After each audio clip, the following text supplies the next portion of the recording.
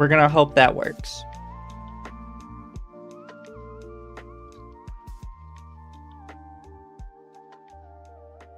We'll give it a minute. We'll see.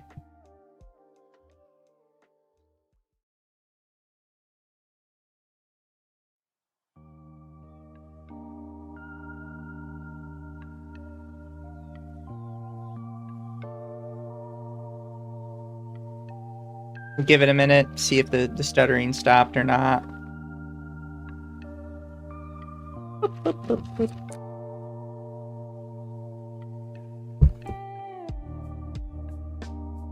Well, you guys keep me updated if it stops working. Right now it looks like it's fine. Recite the lorem ipsum. No. Feeling better? No. Today I'm kind of angry. Kind of what I wanted to touch on today is just, you know, anginess. So I'll do a couple random things. Just kind of run you guys through it.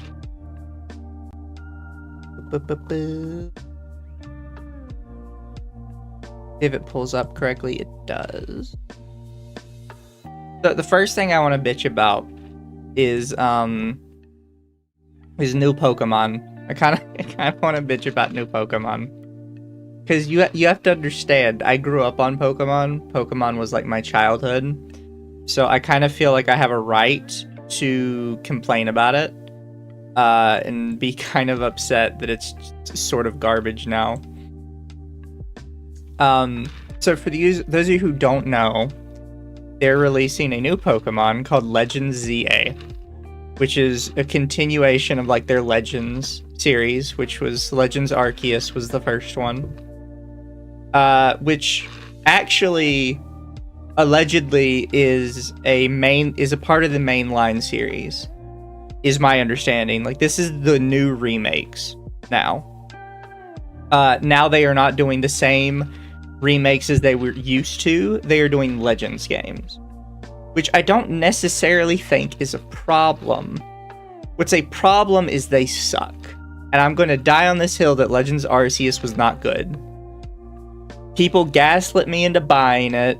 I don't think it's that good.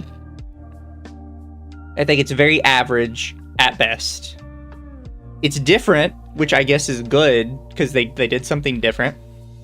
Pokemon's doing DLC now, so Pokemon has been doing DLC for a while.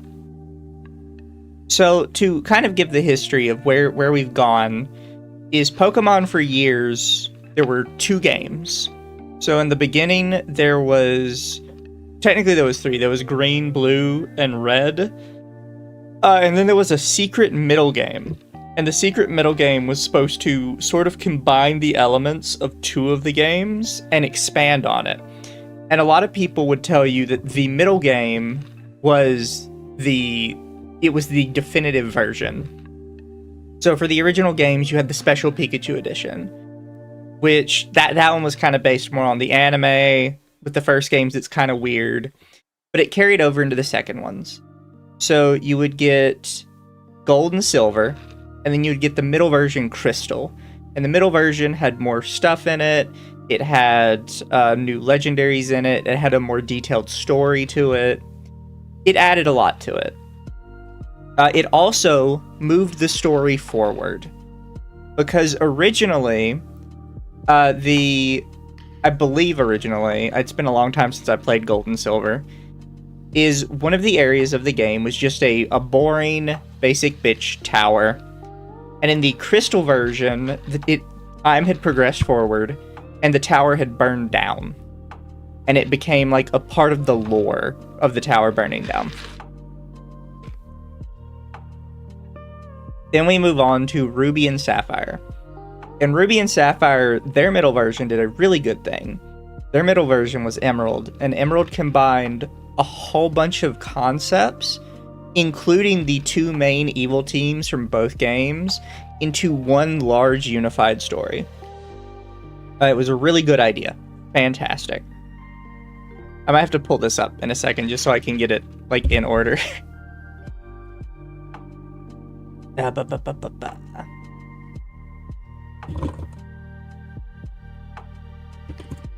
just so I don't mess anything up.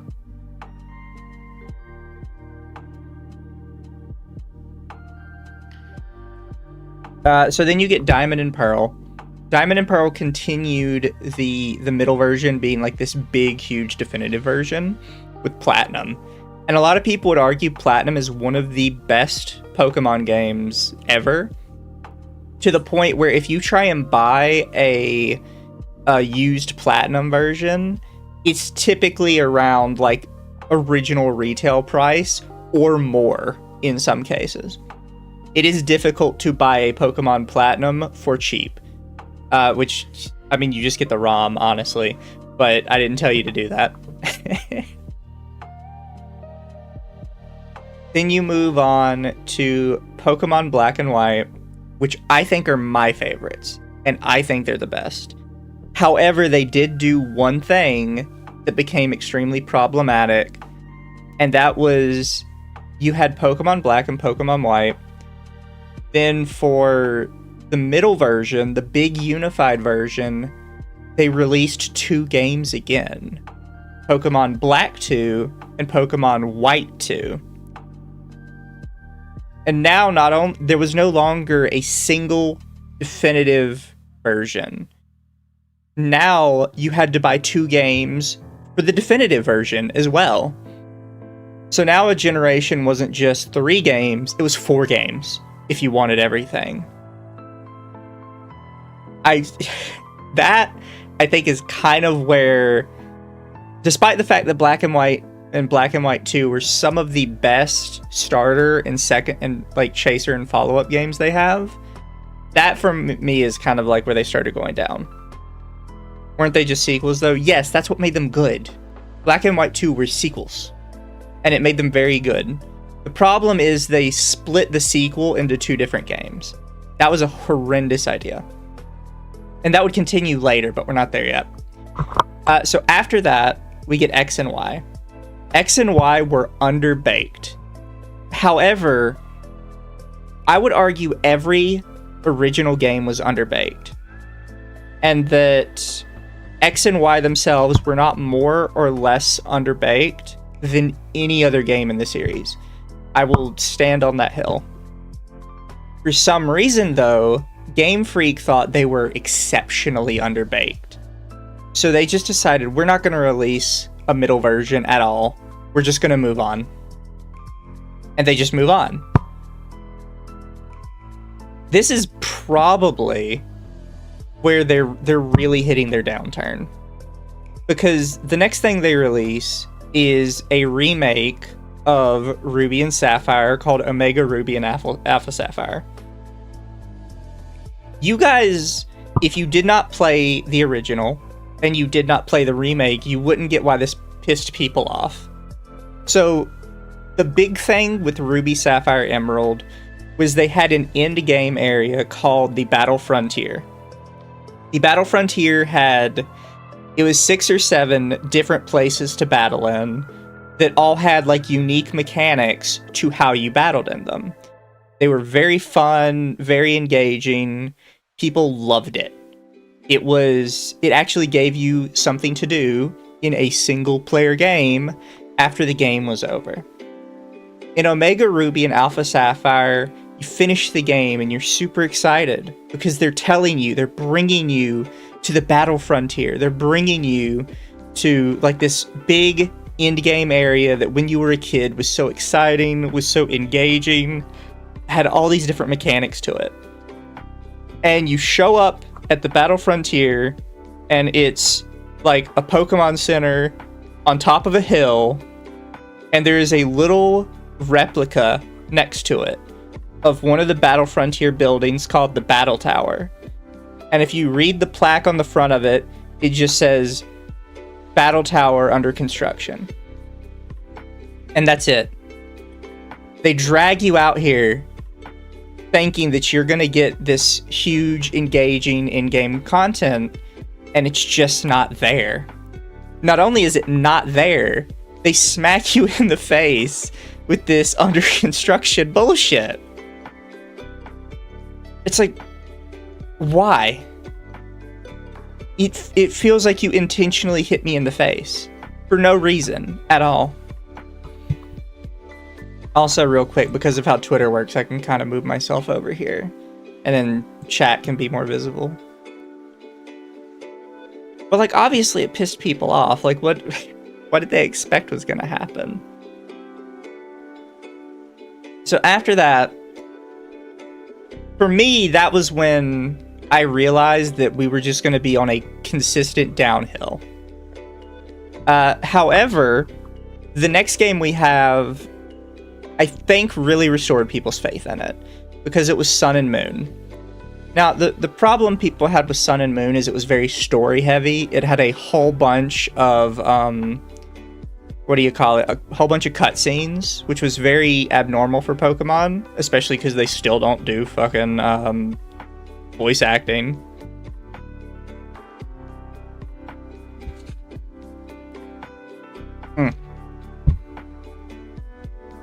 And it was still a fun game, though. Sun and Moon was kind of like their strikes back of the series, I guess. I don't know what you'd want to call it. Because it had a whole lot of content. It had a lot going on for it. People to this day still think Luzamine and Guzma are two of the better villains the series has ever had, despite the fact one of them is just kind of being a dick. He's not really like a major threat. But they continued a couple negative practices from the previous games that we probably should have noticed. First off, they did the double middle version again, and now you had Ultra Sun and Ultra Moon. And if you wanted all of the Pokemon, you again had to buy two separate middle versions. You couldn't have a combined middle version anymore. The other thing is X and Y introduced a feature called Mega Pokemon. And you can ask anybody, the best thing X and Y did was Megas. Megas are so well loved. And some people cope about it because they know Game Freak hates them. And they'll be like, no, Megas, like, they're too overpowered. People don't like Megas. People adored Megas. They begged for them to come back every single day. Or every single game. But in Ultra Sun and Ultra Moon, the descriptions for all of the Megas had been changed. Originally, the Megas were kind of said to be this, it's if you have like a super deep bond with your Pokemon and they love you and you love them, like a whole bunch, and you're like, you know, in tandem, then you can Mega Evolve. And Mega Evolution is this super OP evolution you get from being besties with your Pokemon.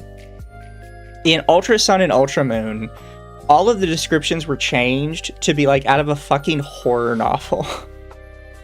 I'm gonna pop it up real quick. Specifically, I think Mega Glalie is the one I always think of.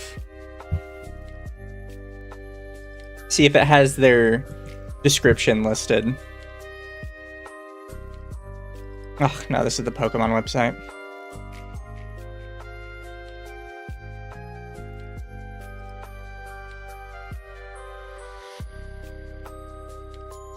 You have the link to Cerebi? There it is.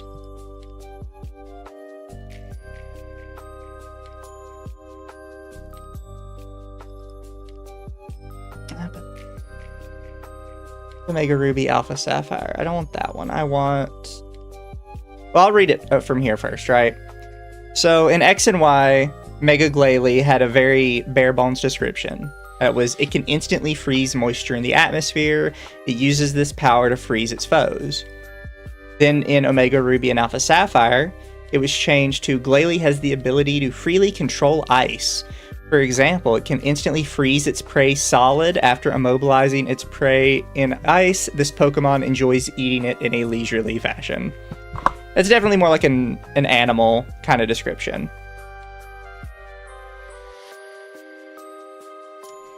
Let me see.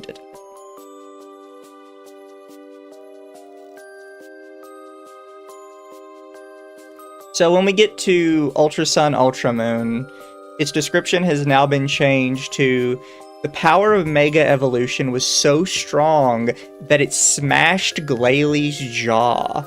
Its inability to eat leaves Glalie irritated. And that was like, it was the same way for all Mega Evolutions. It went from like, oh, they're super powerful, they're super strong, to they're in pain, they're suffering. With Glalie, its jaw is broken. I forget if it was, I think it's Metagross, where it says its body like starts to heat up and it starts to melt in on itself. Like, all of them were changed to that.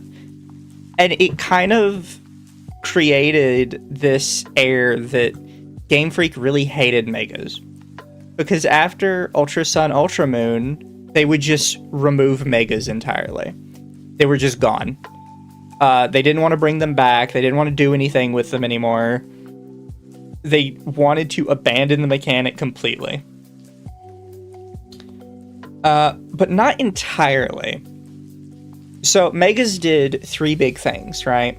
They changed the stats. They would sometimes change the typing. And they would sometimes change the ability. So we move on to Sword and Shield. Sword and Shield was a shit show. For people who did not see that Pokemon was starting to take a downturn, Sword and Shield is where they saw it was taking a downturn. It was horrendous. It ran like shit, played like shit. It was not interesting. The story was garbage. It didn't make any sense.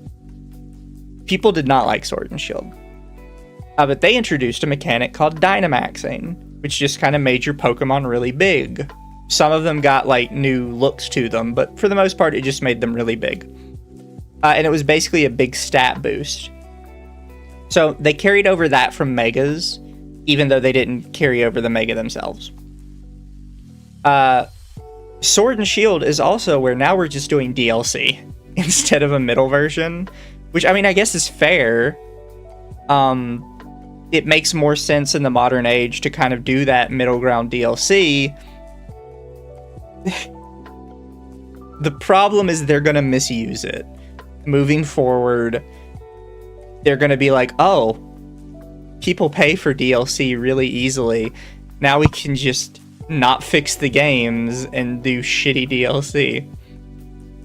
Because the Sword and Shield DLC, the Isle of Armor, was not good. The game itself needed an overhaul. Adding a little DLC area did not fix anything.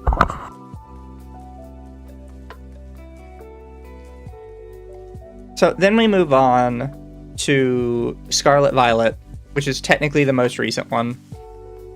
And Scarlet Violet still has a lot of problems. It is, I would argue it is not a good game. They put a really heavy focus on an open world, and it doesn't work. You can't do Pokemon in an open world because it's an RPG, and RPGs still have levels. So you're either going to go into an area and be over leveled, or you're going to go into an area and be under leveled, and that's the only real way to kind of guide you to where you need to be. But they also included a mechanic that came from Megas, which was terrestrialization, which changes your type. So they're still obsessed with bringing the Megas mechanics back, but they're not actually wanting to bring Megas back because they hate Megas. Let me double check too. So also Simon says, thank you for the raid. I believe Scarlet and Violet actually got 2 DLCs.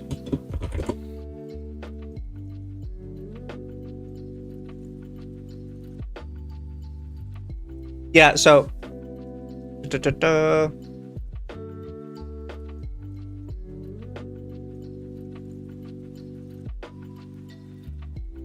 are these sold separately? Let me double check.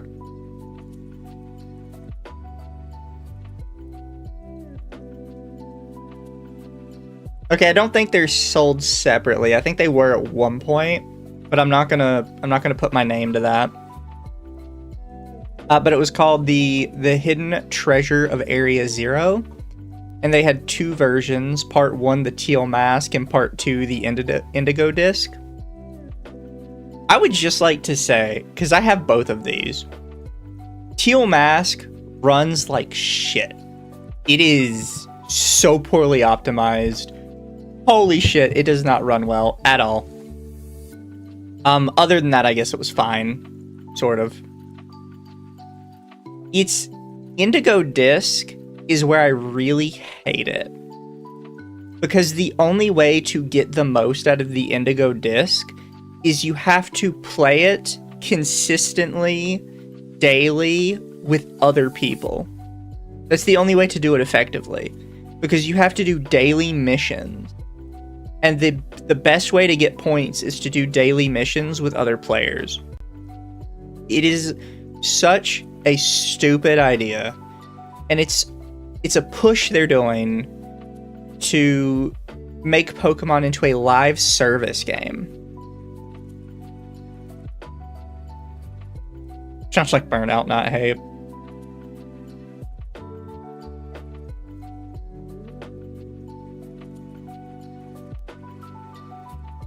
But the DLC for Scarlet Violet is where they start doing like live service shit, where they want you to play daily, where they want you to have like specific things you can only do within like so much a day.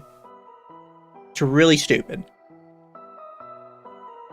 And I wouldn't mention that at all if it wasn't for the fact that that's going to kind of come back in ZA. And this is kind of what I'm mentioning all of this, is because they're consistently on like a downhill trend of adopting the worst stuff possible from they're learning the wrong lessons from everything. So first off, we have to touch on the DLC. You can have it on the screen here. The DLC for Legends ZA is literally day 1. So here's why it's really annoying, right? The actual story content of the DLC will not be released for like another 6 months. It won't be released till sometime in February. 5 months, whatever. You know what I mean? So the actual content of the DLC will not be released in February. So why are they selling it now? Because the new Raichu Mega Evolutions are included in the DLC. So they have these 2 Mega Evolutions finished and ready to go. But if you want to use them, you have to pre-order the DLC. What? And somebody tried to fight with me on this on Twitter, but the way I see this is they are taking content that is done, that is ready for the game, they are carving it off and including it in the DLC to try and convince you to buy the DLC early. That is exceptionally stupid, in my opinion.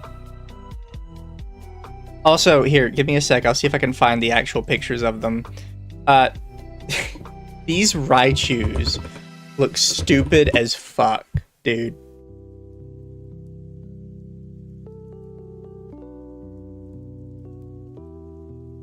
So, this one show it. Should probably do the full one, actually.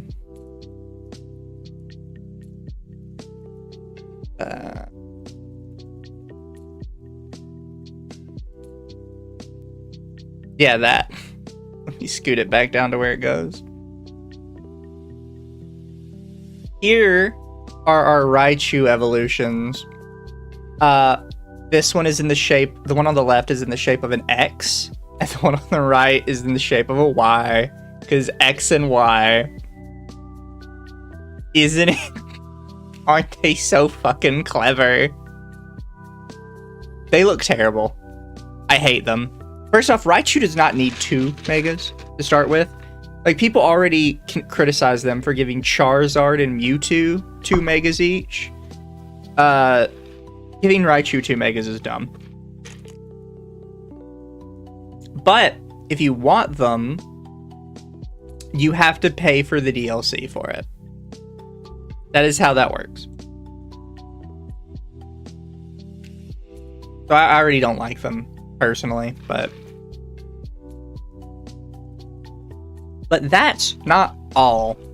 So something that people were really excited about is when X and Y released, because the 3 starters for the game were brand new, the 3 starters did not get Mega Evolutions. And people were hoping that you would get the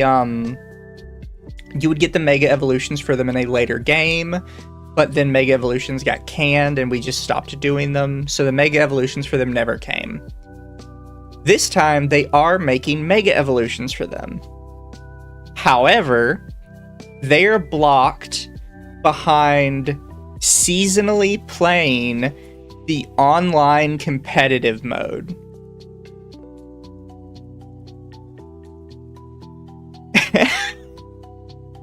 You cannot unlock them in single player. You have to play the online competitive mode, and you have to play it during the correct season, because they are only releasing one of them per season.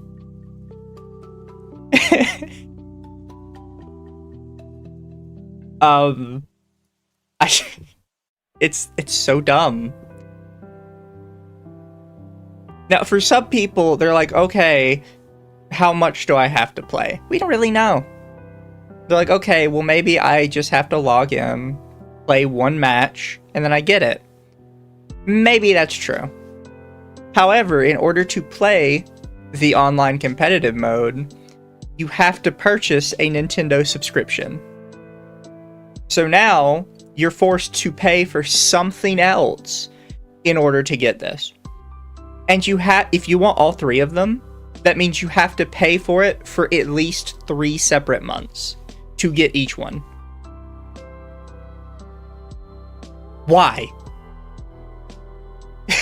How would competitive even work with the real-time arenas EA has? I have no idea. Yeah, here, let me real quick try and add it up. So Pokemon ZA is $70. Does it have how much the DLC is?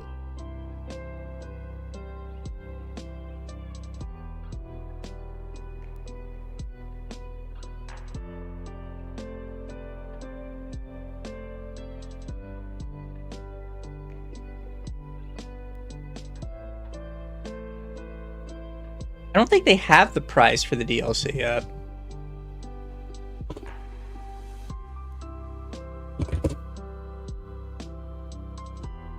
Okay, no, the DLC will be $30. So you're already at $100 for the full game.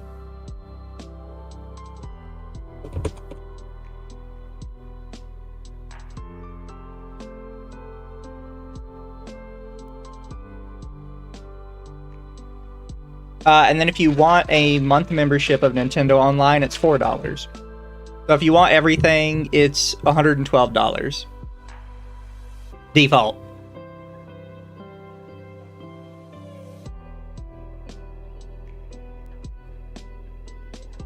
And I don't let me double check. Does ZA only work on the Switch too?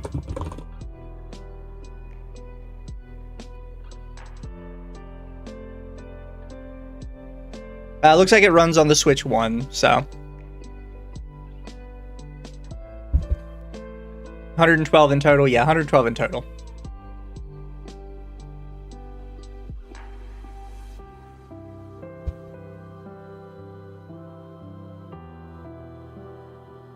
Also, here, let me see if I can find it for you guys.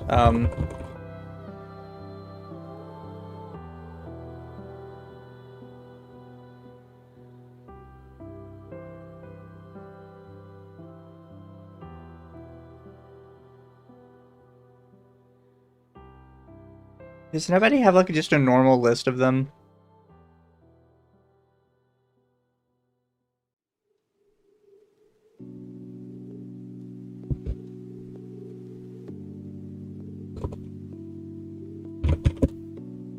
I know somebody posted a list of them on Twitter.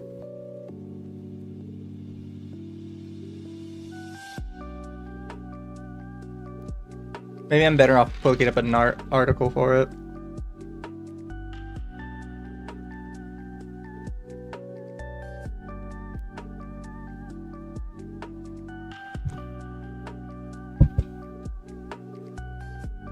Can you guys just show me the pictures? Jesus Christ.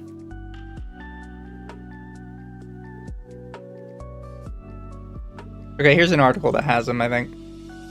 So here's our 2 Raichus. Obviously, I don't like them, but I mean, to each their own, I guess. Then we have Mega Chestnut.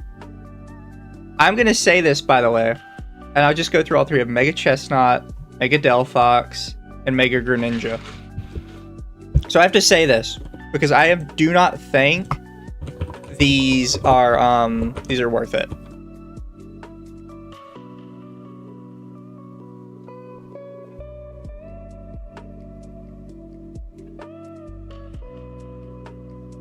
Because like here we have Mega Chestnut, right? And this is just regular Chestnut. Sorry, I'm a little off to the side here. But here, you have all these pictures of regular Chestnut. Mega Chestnut is just a regular Chestnut, but like slightly bigger and with like a little crowny thing on his head. And then we have Delphox. And here we have them side by side, up in the corner here. Mega Delphox is just Delphox with black pieces on it and standing on the broom instead. That's all it is. And then we have Greninja. This is like one of the sprites for Greninja. And this is Mega Greninja. He is just upside down now. That's it. They changed the color a little bit and then spin him around. It's lazy. And I hate it. Then we have Mega Malamar, which is just Malamar has a bigger head and a thinner body. Again, that's it. They did not want to do these. They are so lazy, in my opinion. Oh, we have Mega Halucha, which people liked Mega Halucha. It's just Halucha, but with a luchador mask on. Nothing is going on here. The 2 that changed up the most are the ones I hate the most because I think they look so stupid. Which would be Mega Victory Bell. Look how they massacred my boy. Look how they massacred my boy. I actually like Victory Bell. Like, genuinely. So I'm kind of upset that this is what they did with him.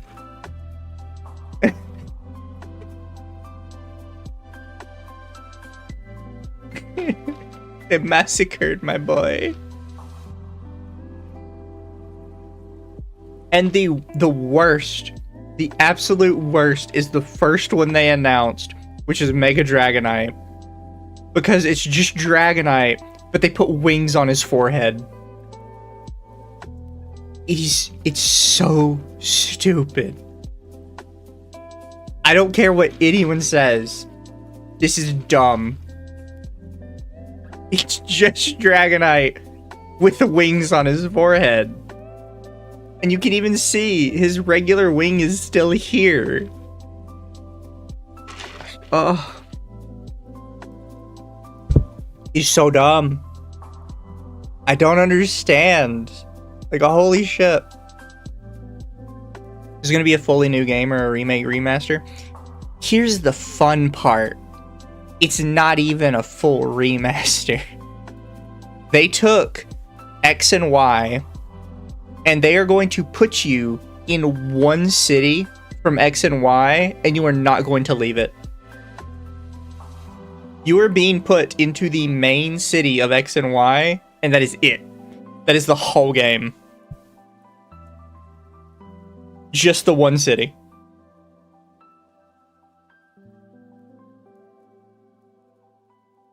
All of your fighting, all of your catching Pokemon, everything is going to be in the city. I have no idea why. I have no idea who thought it was going to be like a good idea.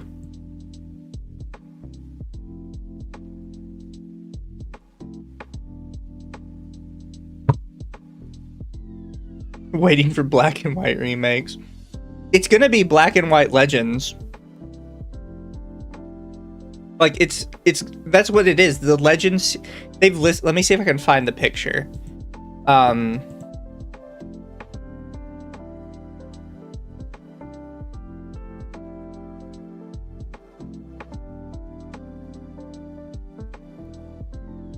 Where is the Pokemon anniversary chart?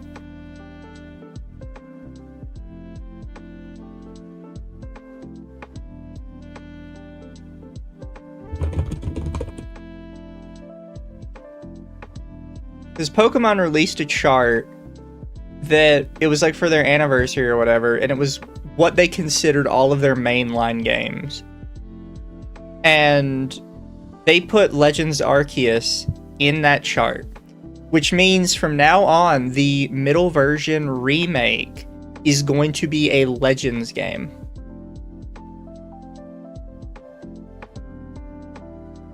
There likely will not be other remakes.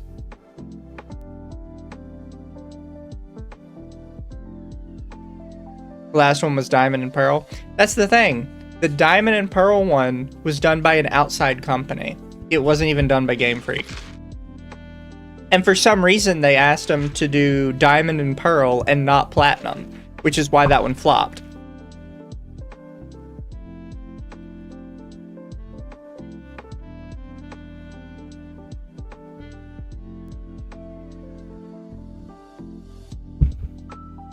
But like, one thing I kind of wanted to complain about is there's nothing that's going to get fixed. Because if you go to the quote tweets of this, because this was an IGN post, it says Nintendo's decision to announce costly DLC for Pokemon's Legends ZA and lock 3 Mega Evolutions behind an active Nintendo Switch Online subscription has prompted fan complaints over the amount of money required to unlock every creature.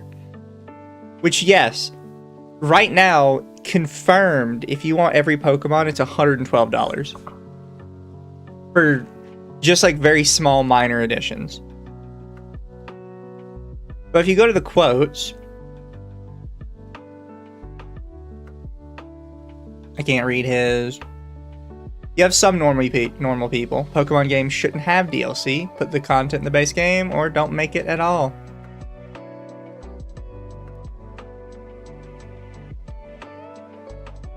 Do not see any issue with this. There are thousands of worse things that Pokemon Company Nintendo has done that people should be mad over.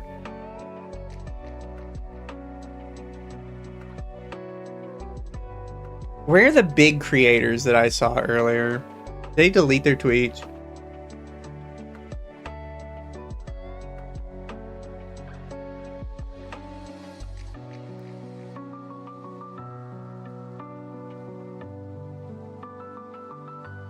Did you think there wouldn't be DLC exclusive megas? Why would a DLC exist if not for the new stuff?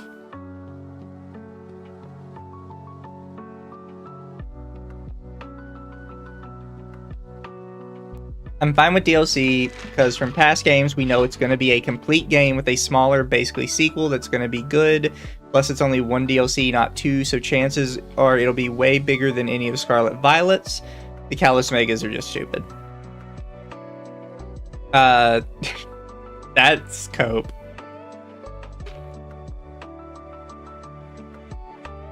I might just have to pull them from my own post. DLC is common stuff these days in the gaming industry, but for some reason when Nintendo, the Pokemon Company, does it, they are labeled as anti-consumer company.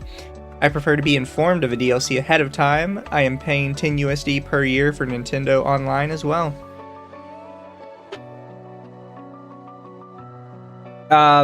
It's anti-consumer when Nintendo does it because Nintendo does it like shit.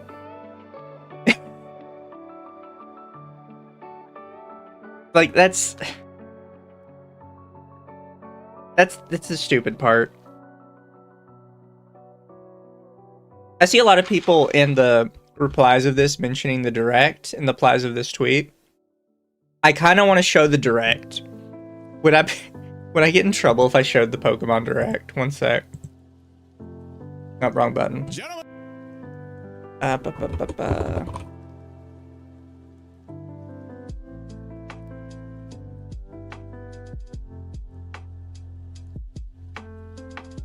probably would. They'd probably strike me, wouldn't they?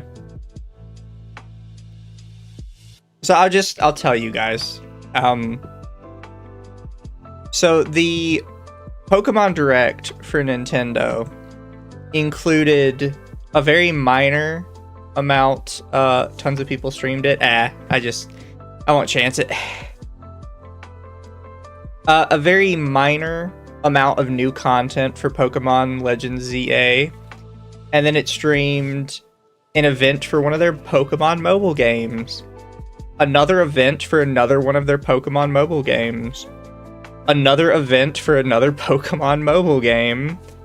And another event for another Pokemon mobile game. Pokemon is really just here milking as much money as they can at this point. They are way more concerned with live service and premium games, which in my opinion does not work with just their whole thing. I don't think it works with creature catchers at all. Yeah, sorry, I need to rearrange myself. And the thing is, I don't think any of their mobile games are particularly that good. Let me pull up the list of them.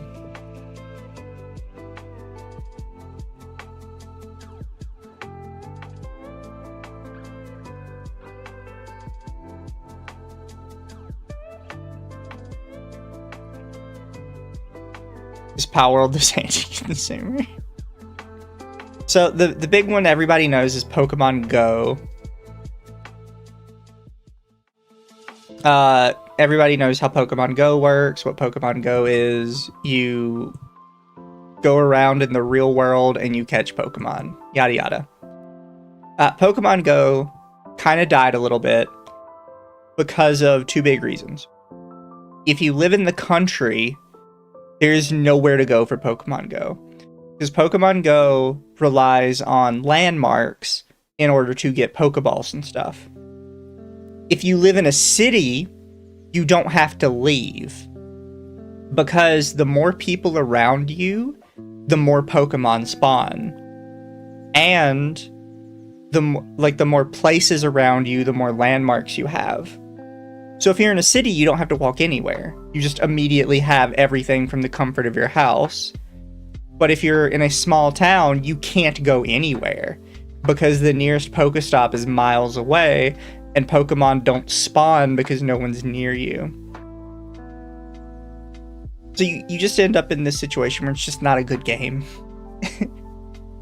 I was going to get to it. We have Masters EX. Masters EX is like a standard gacha. The problem is they try and introduce way too many elements to the game too quickly. So it's just kind of a shit show, quite frankly. It also tries to play like a standard Pokemon game, but as a gacha, which doesn't work. It really doesn't. I know some people like it. For me, it just feels very lifeless. Kind of a dead game. Like, not like nobody plays it dead, but like, none of the story in it feels like it matters, I guess. You have the Pokemon trading card game, which once you learn how to play the Pokemon trading card game the most effective way, you quickly learn that it's, there is a dominant strategy to it, and if you end up fighting somebody that has the dominant strategy, you just lose. It is a fucking Pokemon game, and they have already optimized out the fun completely. Pokemon card game is getting expensive. No, I mean the phone game. The phone game you don't actually have to spend money on. It's really not a problem. So in that regard, they're not bad. But it's just started, and it's already at the point where the fun has been wholly optimized out of it. Sounds like a card game in general. It is. That's the problem, though. Is a lot of these card games are really susceptible to dominant strategy, and once it's achieved there, it's not fun to play anymore. And the thing is, it took Hearthstone like a solid year before dominant strategy came into play. It took the Pokemon trading card game like a month, and then it was just done. They fucked it instantly. Somebody mentioned Pokemon Unite. Pokemon Unite is still going. Pokemon Unite is the MOBA version of Pokemon. I believe it's made by Tencent, who owns League of Legends. Pokemon Unite will never be fun, ever, until they remake the game. So first off, if you are playing Pokemon Unite and you are not emulating it on a PC, you are at an immediate massive disadvantage. Point blank, you just are gonna play worse than everybody else. Because it's a mobile game, people emulate it on PC and play that way. And MOBAs are just, quite frankly, better played on PC. That's just how that is. Sorry. So you are just immediately kind of losing just for not playing on PC. Next is, for those of you who don't know, MOBAs are typically highly competitive games. In Pokemon Unite, they have two particular comeback mechanics that completely ruin any competition the game has, despite the fact it has a focus on its ranked mode. So if you are, like, I don't know, like 10 levels ahead of an enemy, which is a massive amount, and all of the other players who are lower level than you gang up on you and manage to kill you because they attacked you as a team of 5, they get so much experience for killing you that all of them are now higher level than you. Even though you were like 10 solid levels ahead, they are all immediately not just caught up, they're now doing better than you because they ganged up on you as a team of 5. And it doesn't split the XP between them. It's not just a big XP boost. It's a massive catch-up boost. And then, none of that matters anyways. Because in the last minute of the match, it spawns a big Pokemon in the center of the field that whoever kills it basically just won the game. I've seen it before, because in it, Unite, you like score points, and typically a team is going to win if they're up by like 500 or so points, is about kind of where you're going to win at. Whoever gets that Pokemon, even if they're down like 800, 900 points, has just won the game. There is no purpose to playing the entire rest of the game because it all hinges on that one objective. That one objective is not just strong, that one objective wins the game. The game is over if you get that objective. It's dumb. Because why am I playing any other part of the game if that one objective is how you win? What's the point of the entire rest of the game?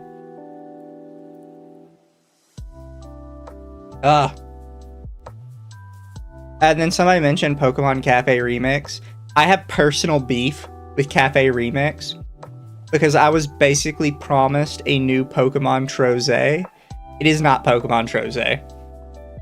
It's not even Pokemon Candy Crush. It's just really, I don't know what you call it.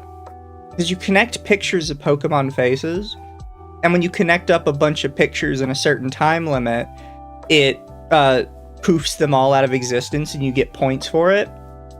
Which means that, but you can drag them anywhere. Like they're just loose and floating in air. So the dominant strategy for it is you just pick a face and you spin really quickly in circles. Like that's it. That's gameplay. Click a face, spin quickly in circles to get as many faces as possible, and then let go. And there's basically nothing else for that. It's not even Bejeweled. Bejeweled, you actually have to match stuff. This, you just spin your finger in a circle and you win. It's dumb. It's no content to it. You've got Pokemon Sleep, which I mean, I guess I wouldn't call it a game. It's more to encourage you to have like a good night's sleep, I guess. However, when I tried it, I am an insomniac, so I routinely got really low scores on it. So I was not winning Pokemon Sleep. I was getting like 1/3 the points other people were getting because it was like, you didn't get a restful sleep. Yeah, no shit I didn't. I have insomnia. I don't sleep well.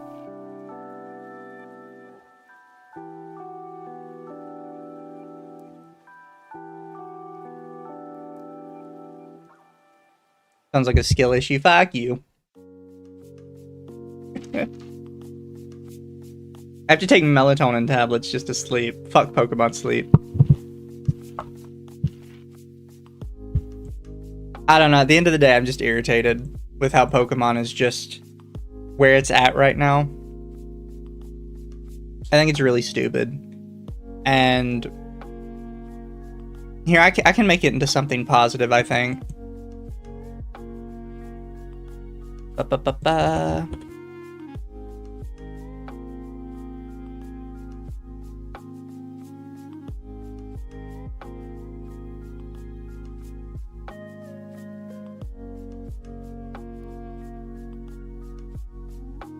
Studio mode.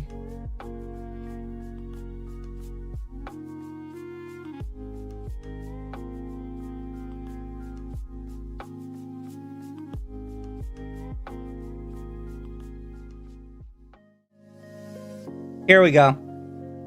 We have Nexomon 3 coming out. I don't know when it's coming out, but Nexomon is going to be fun. This is kind of what it looks like at the moment. They're work in progress shots.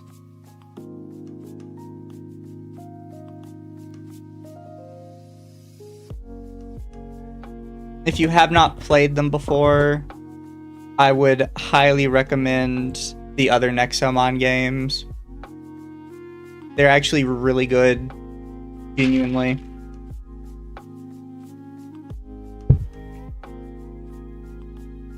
Let me see if it,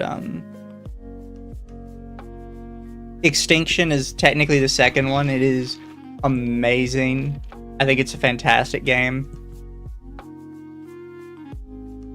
If you do enjoy, like, the Pokemon creature collectors, I would recommend Nexomon. See, what Nexomon did, and what makes me kind of, I wish more companies would do, is the original Nexomon, which is now sold on Steam for $10, was a mobile-only game at the start. And they kind of did the gacha thing early on, which made me hate it. I thought it was dumb. However, they took that money they made from doing the low-effort gacha game, and they built it into a full game, which was Nexomon Extinction. They did like a lot of work on it. They had a whole bunch of different mechanics built into it. Like, obviously, it looks really pretty, in my opinion. So, they did that, and then people came back and says, well, it'd be nice if the original game wasn't like, you know, a shitty gacha slop. And they said, you know what, you're right. So they went back and they turned the original gacha slop game into a proper full release game, which is the version that's now on Steam. This one. So I would personally recommend you to get both. I don't have this one on here because I actually have it on my phone.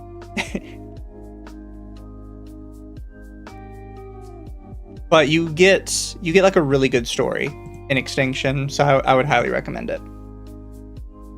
Also, everybody kind of knows this one at this point, but coming out soon is Digimon Story Time Stranger. This is probably going to be a day one for me. Both of the other Digimon Story games have been great, and I'm happy to see that the Digimon Story team is continuing with the same kind of game, as opposed to trying to like go all over the place with their games. So I mean, if you like these kind of games, I would recommend it. Both of the other Digimon Story games are fantastic. I think they're good. The fact that I don't think Nintendo tried to sue this is a shock to me. Nintendo won't sue what isn't a threat to it. And they did not see Nexomon as a threat.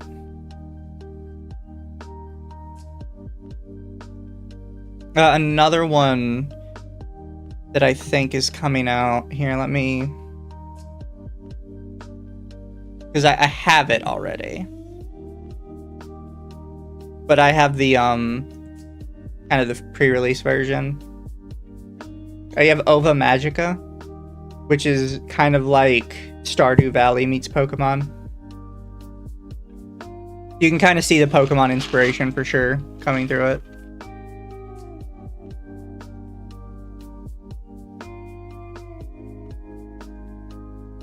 So that could be fun for some people. What's the other one that's getting a big update soon? It's Moonstone Island, I think. Yeah, Moonstone Island, which is also a little creature collector. I will say personally, not a huge fan of Moonstone Island, but other people are. Lumentail? I don't think I've heard of Lumentail. This one? Lumentail Memories of Trey? Who's Trey?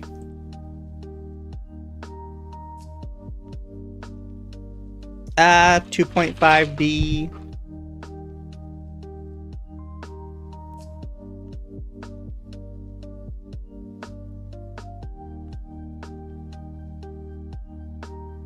I'll have to keep an eye on it.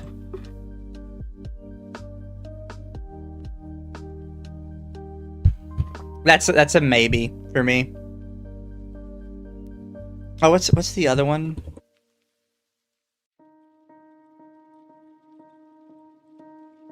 You also have Cassette Beast, which I think Cassette Beast was pretty good. I don't think it's one you could play more than once, though. I think it's more of a play through it and finish it kind of game. I did find it fun, though. I think you could get a little entertainment out of it. It's all like double battles, pretty much. I'm going to say this, though. I'm going to steer you away from one. Do not get Tim Tim. Like, holy shit, dude. I don't know how they fucked this up. It was like such a winning idea, and they shot it in the foot 20 times, and then I don't get it.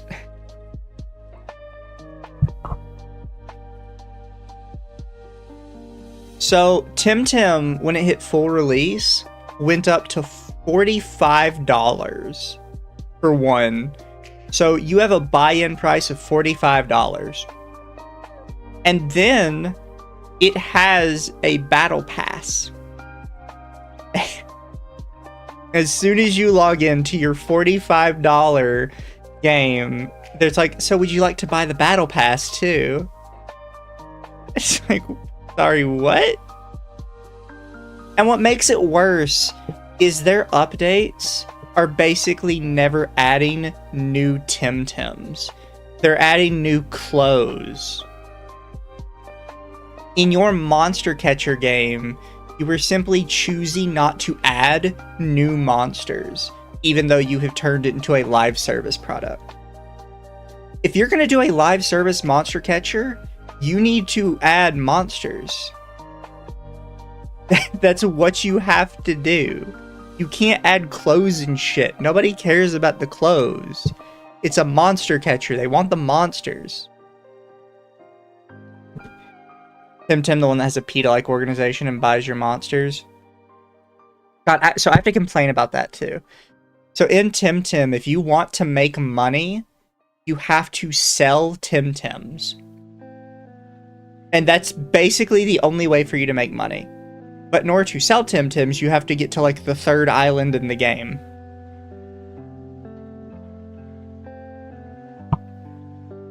There's very little little to do to make money other than that.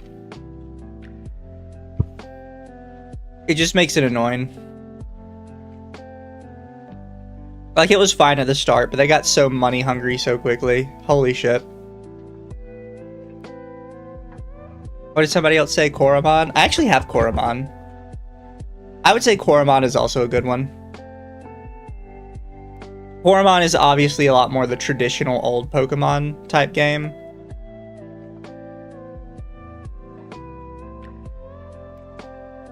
I think it worked out pretty well for it. So if you're looking for monster catchers, you also have Koromon. But you probably saw it pop up. Koromon should have a new one coming out soon. Which is this.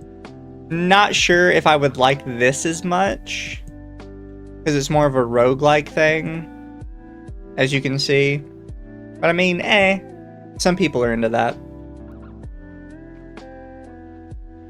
Did it have like a... What's a deluxe edition? Oh, it just has the soundtrack and stuff. Fair. So I have Anode Heart.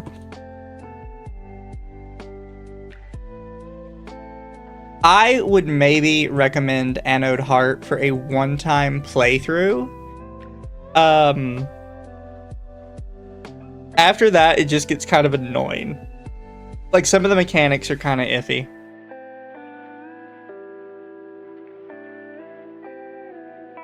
Like, you can probably tell just from looking at the screen, there's kind of a lot going on.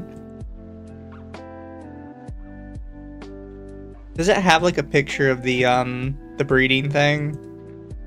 I don't think it does.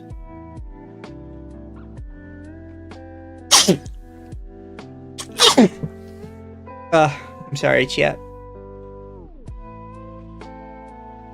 Anode Heart's fun for a one-time playthrough, but it has a little too much going on, and it kind of gets on my nerves after a while. I have not touched a Monster Crown, but I have it. I spelled it wrong, but it still know what I was talking about.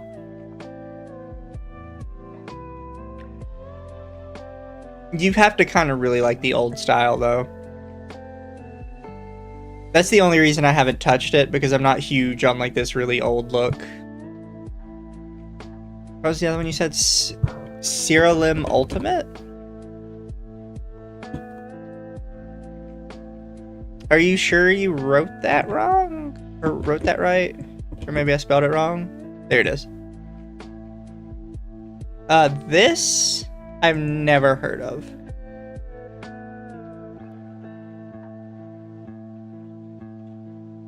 No idea on that one. I guess give it a shot if you want. Looks more like a... Doesn't look like much of, my kind of game, I don't think. Personally.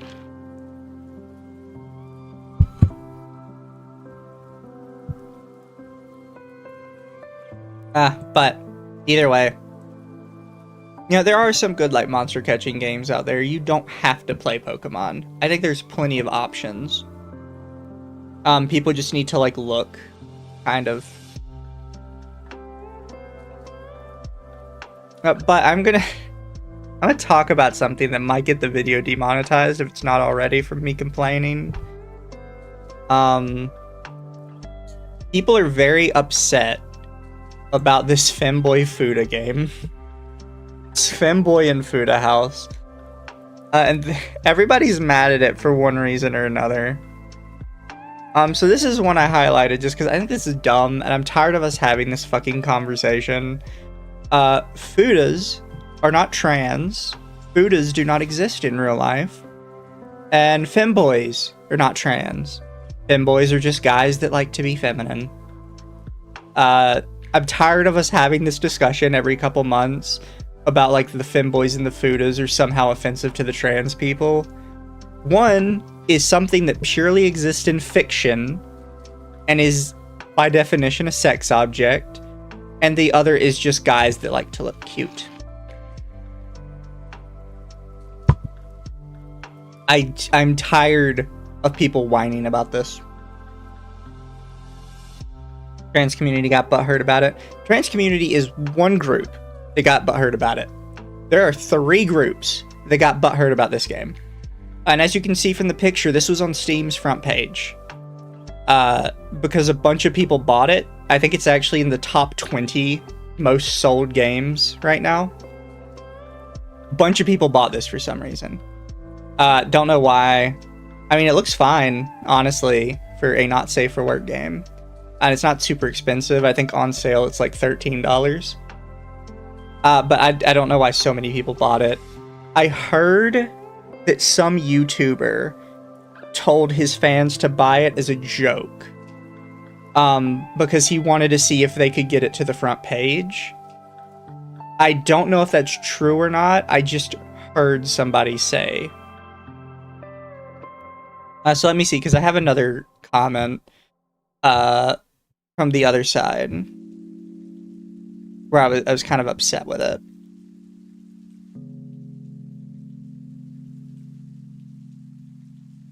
So the other one of the other groups, like I said, there's 3 groups. There's the trans group, who's upset because femboys and fudas. There's this group, which is the quirky slop porn game whose only purpose is to be gifted as a joke to a friend on Steam. Can we remove this shit from Steam, please?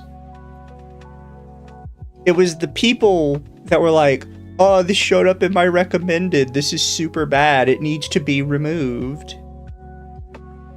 On Steam, you check whether or not you want to see the pornographic games.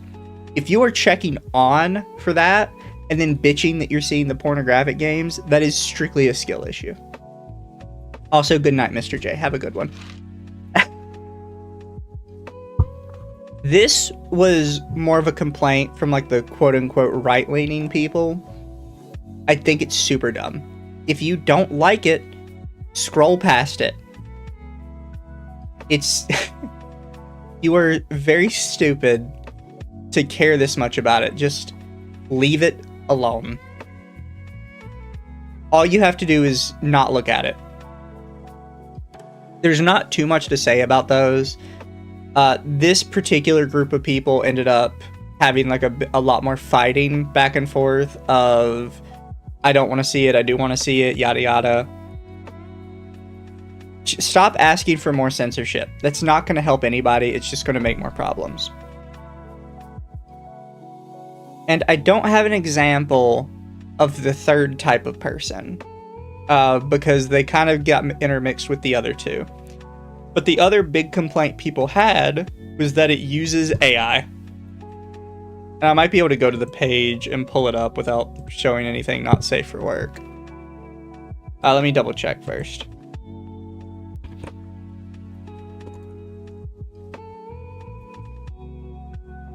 Thank you, Richard, for the $2. Head pats for the puddle twink. Thank you for the head pats.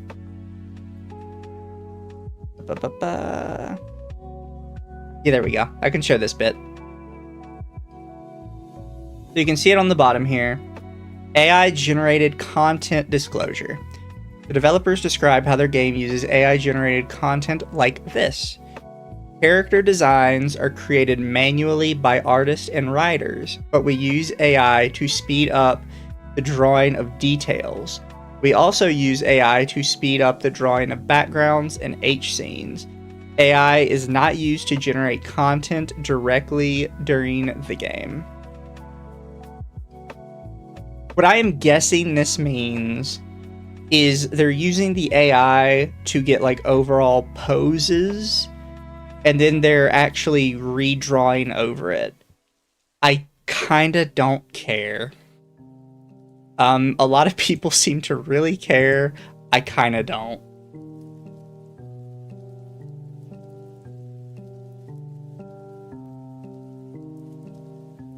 Because the thing is, you can tell that it is not strictly made by AI. I was trying to find like a good picture, but it's all like not safe for work. I can't really show it.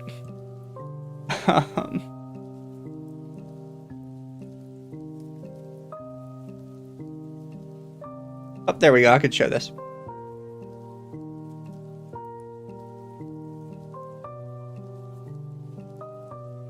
So it's stuff like this. And you can tell when you're looking at it, because of all the details and all the little things that are mixed into it, that it's definitely not just the AI itself made it. Because look how many books are in the background of this. Like, let me see if I can just... Like, look how many books are on these shelves.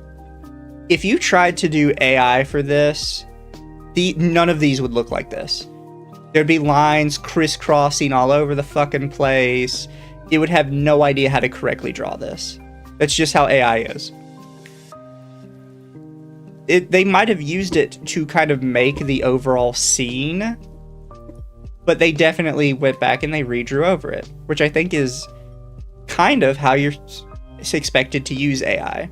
If you're going to use AI, I feel like that's just going to be how it's going to be done. And you can tell it with the characters too. The characters, as far as I can tell from all the screenshots, are very consistent across, like, you know, different scenes.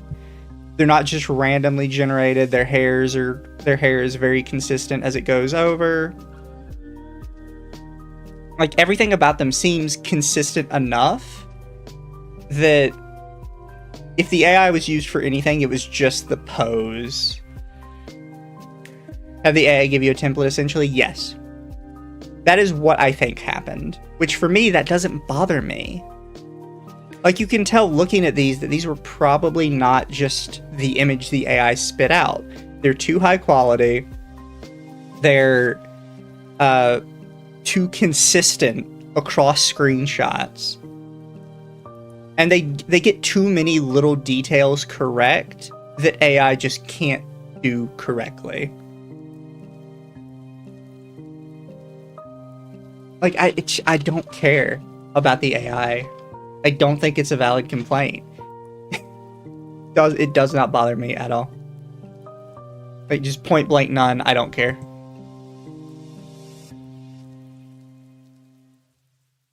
Mizu was doing a lot of research for this. I mean, kind of. I do like my hentai games. This one just didn't seem like one that would personally pique my interest, although I did send it to a couple of people.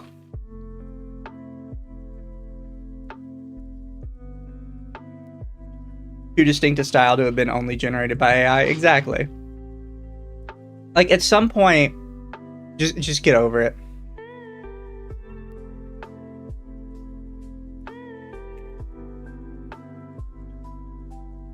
And then there is one other thing I kind of wanted to touch on today, because I don't know how this came up today. I sent it to the manager. No. I don't know how this came up today, but do you guys know who Finster is? Let's see if I can find like a good picture. But Finster for years was kind of known as like the femboy creator, I guess.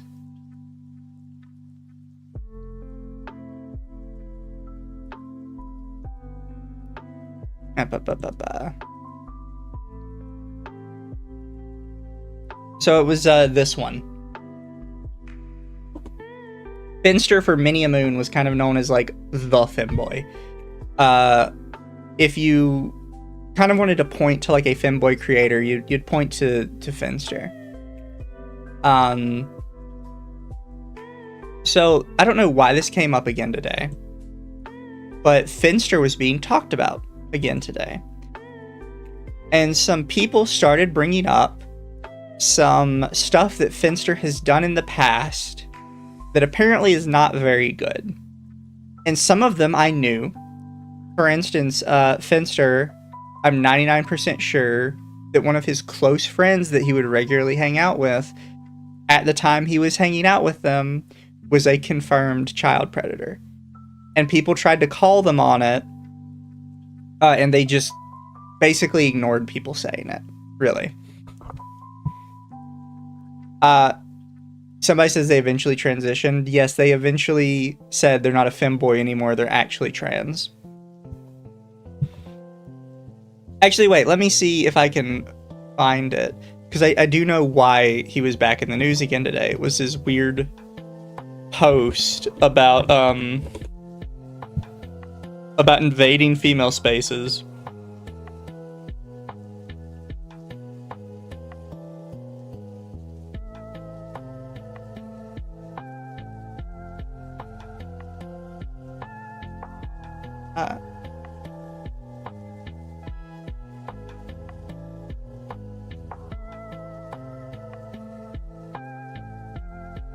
Here it is. So, they posted this the other day. Ready to infiltrate women's spaces. With them holding a gun. And everybody thought this was bad. I'm pretty sure this is deleted now. Because nobody thought this was funny. At all.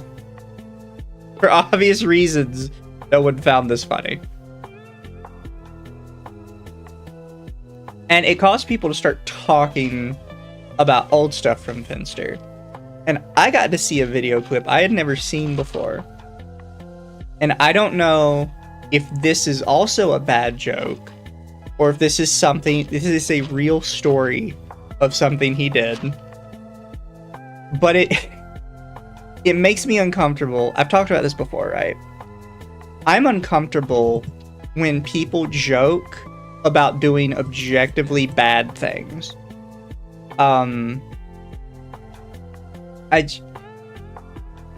or twice is okay. But if you are consistently making these elaborate jokes of you doing something bad or morally wrong, and there is no punchline other than I did something bad and morally wrong, how funny is that? Eventually I just kind of believe that you did it. You know what I mean? No, tax fraud is based. It's okay to do tax fraud. But this clip kind of came back up of Finster talking to one of their friends. And I just... I'll send one sec so I can just mute the music. If this is a joke, I don't like it. Realistically, for most trans people, it's life or death and at this point. So here's what happened. I bought the surgery for $30,000, of course, and I asked him if he could help me out. He said, I will give you $5,000, or euros, whatever, pounds, if you post on OF every single day for 1 month. So I know Marisa's best months on OF usually equate to like, what, 15, 20? Mm-hmm. She hadn't been posting for 3 months beforehand. So I was struggling with posting. He knew if he offered me 5K, I would post every day and make more money. Yep. So he signed a contract that if I posted every day, he would give me 5K. I did post every day, looking forward to my 5,000 that I could spend on my surgery, my life-saving surgery. At the end of the month, he said, I tricked you. You're not gonna get it.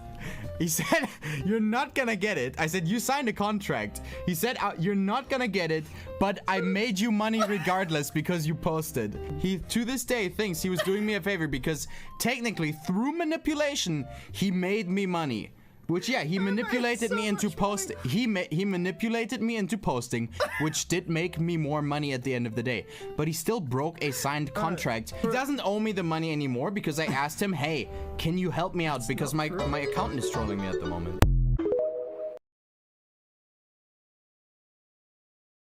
What's the joke? Exactly.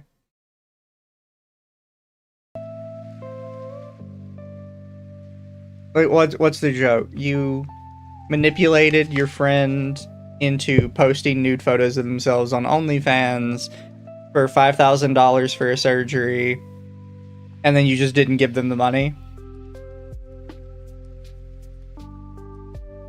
Like, what's the what's the joke?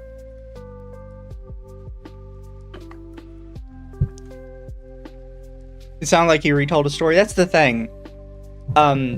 Most people do just kind of agree he's just retelling a story. But if he's retelling a story, that's kind of a shitty thing to do. It's just being a bad friend. It's a lot of things. I don't like it. It just makes me uncomfortable. Especially because, right, when you're not posting on YouTube, that can be like a burnout thing, right? And even if you're like not posting on like OnlyFans or Fansly, that can be a burnout thing. But when it comes to sex, there's a different dynamic to it. Sometimes the people that have started posting on OnlyFans or Fansly and they kind of pull back on it aren't doing that because of burnout.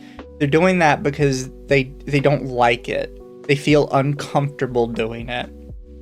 So when you're trying to bribe somebody into continually posting on sites like that, yeah, maybe you are helping them get over burnout. But maybe they genuinely feel uncomfortable doing it and they don't want to do it anymore. And now they're only doing it because you're promising them money that they need for a surgery. It reads really fucked up to me. And maybe I'm wrong. Maybe I'm reading too much into it. But over time, he's made me more and more uncomfortable with the stuff he's done. And me and Royan joked about this one day. I am really glad he switched teams from the femboys before he decided to come out as a shitty person. So now, it's not on my community anymore. That's somebody else's problem.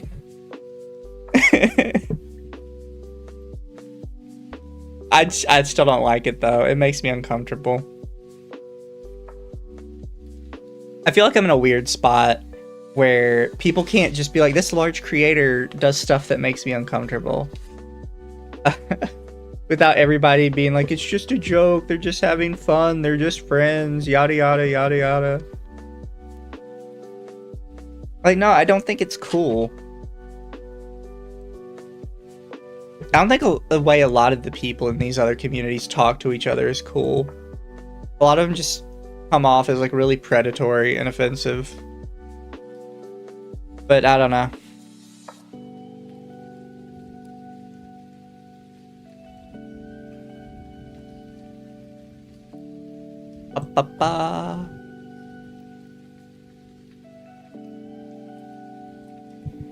Beyond a joke, yeah. Here, chat, would you like a little detox with something I posted today? Some of you that follow me on Twitter might have already seen it, but I think I'm fine to post it because it comes from PBS Kids, and as far as I could tell, like, it's not copywritten. Maybe it is, maybe it isn't. But here, we're gonna detox a little bit from Finster because I like this. Chat, Liberty's Kid was the shit. It was amazing. Remember when Western TV shows had bopping theme songs? Exactly. Here, let me take you guys down this rabbit hole if you've never been down it. So I learned this. I was trying to remember what Liberty's Kids was. I couldn't remember it to save my life for some reason. I was struggling to to remember the name or any of the characters' names. I knew what it was. Uh but I couldn't specifically remember um like what it was what it was called. So I was kind of stumbling my way across, and I found that apparently the British were not very happy with this show.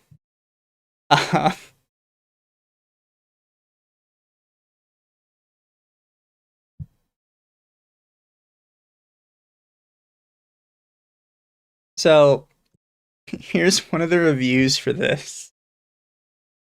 4 out of 10 for Liberty's Kids.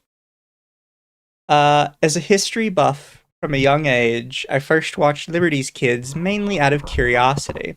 I was disappointed, to say the least, to find a public television program spewing forth such sophomoric pablum to pass for history. The episodes that I watched did not address the causes of the War of American Independence, other than to say more or less that it was because of the big bad British who wanted to tax the poor downtrodden colonist out of their hard-earned cash, nor the actual circumstances of most of the colonists. It was neither factually correct, merely selectively, nor intellectually honest.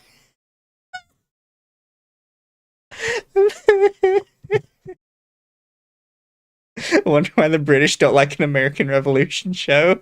Yeah.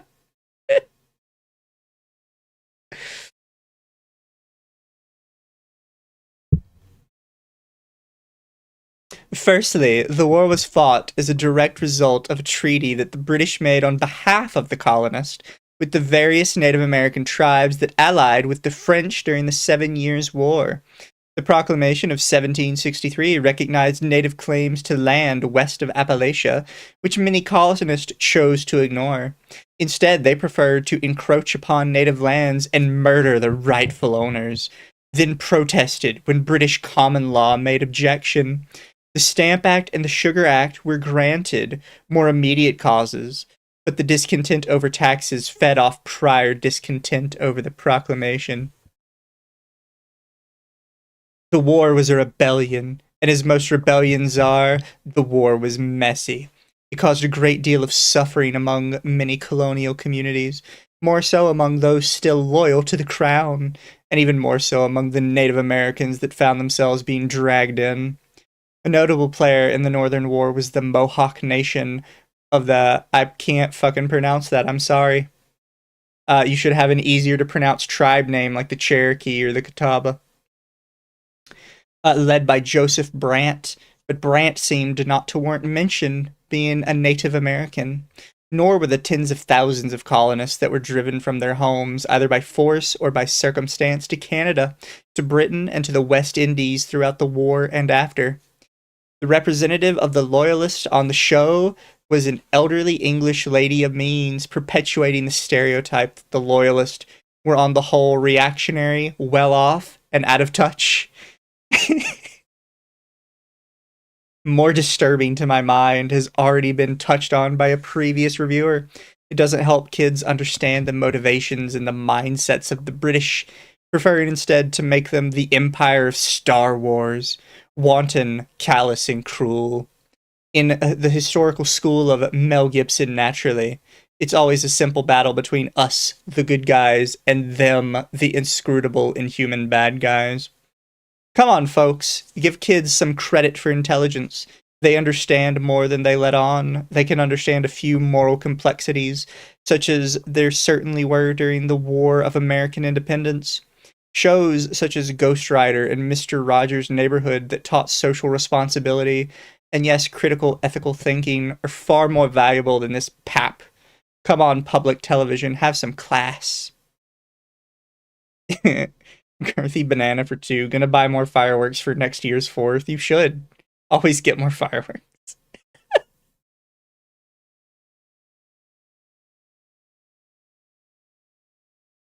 What's funny is you have that sandwiched in between the Americans who are like, every child should watch this.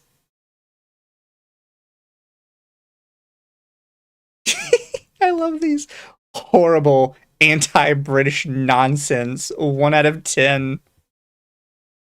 This show is, or was, thankfully I hear it's been cancelled, the worst show on PBS. As an Englishman with a small daughter living in the US, I was afraid of the discrimination my daughter might face thanks to the appalling xenophobic tripe that Liberty's Kids was filling young minds with. I feel strongly that the show was actually harmful to young people. It made virtues out of xenophobia and nationalism. Not only that, but it was bad history too. I hope it never appears in reruns or on home video. American kids deserve better than this simplistic and hurtful rubbish. So I will say this. My perception of Liberty's Kids as an adult is that it might not be particularly historically accurate, but it does portray what America should be, which is a united front against everyone else. And I will die on that hill. I think that ultimately we should think about our country first and foremost, and we should help the people in our country. And anybody that wants to be a part of that country should be allowed to, as long as they really want to be a part of it. Like a part of it.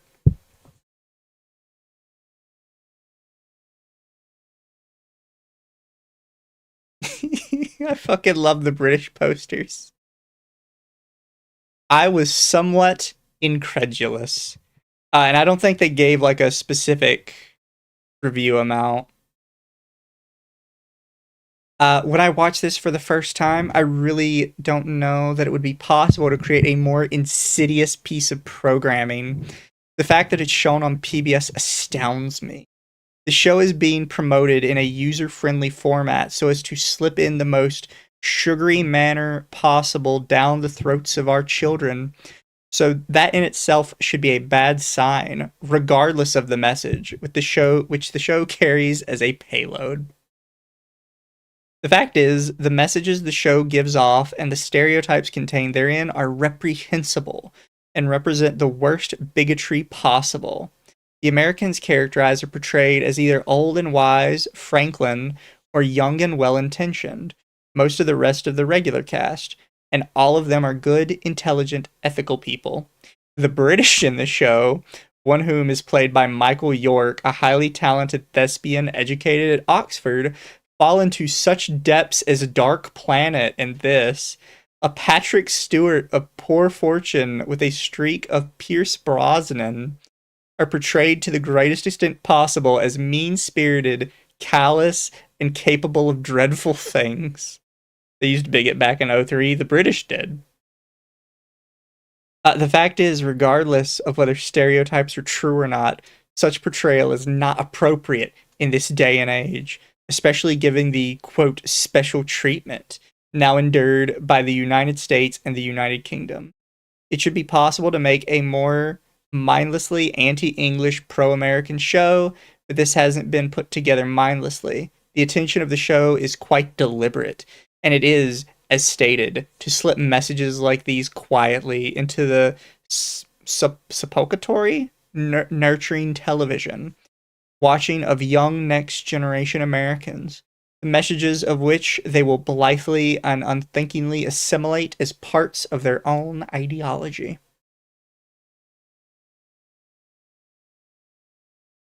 Are they forgetting the Americans are also considered British that time? Don't even. How dare you? This Brit is so terribly afraid his daughter will experience xenophobia at such a young age that maybe his daughter shouldn't be in the US.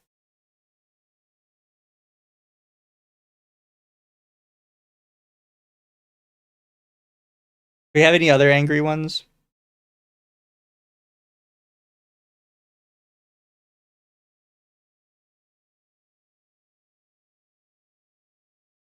No, it's just those couple.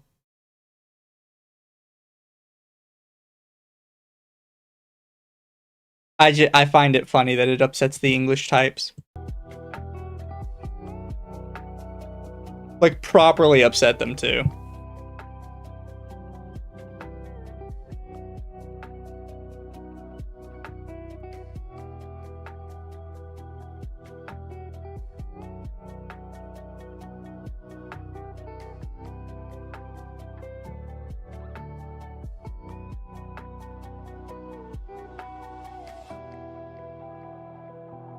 Let me see. Is there anything else I need to touch on? Is it Tuesday? It is Tuesday. Well, I hope you guys are excited for tomorrow, because tomorrow is Lautism. I also am going to have my Akuma Miko video edited down. I know the Akuma Miko video was already kind of short, but I'll have the editor make it shorter and a lot more like condensed and palatable.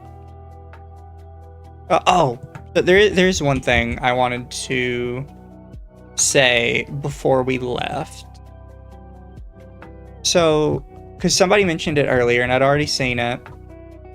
So you guys remember the Cinder docs, right? They were released by a bunch of people. It was Bao, Spite, Nanolus was the original one, and I think there was another person. I can't remember. So Spite has deleted hers. Just straight up. Spite's, I don't know if she's deleted her tweet, but she's deleted her document. It's just gone. Which, admittedly, deleting the document I think is bigger than her deleting the tweet. Coinciding with her deleting the document, Nanolus has locked the thread. Nanolus locked her original thread with her document on it, so now people can't reply to it. On the back of this, both of these happened right behind each other. Just the other day, Cinder came back just to mention that she was, it was her birthday. That's all she said. She just kind of came back, it's my birthday. In response, she got like a level 32 hype train on Twitch. Let me see, how much for each hype train?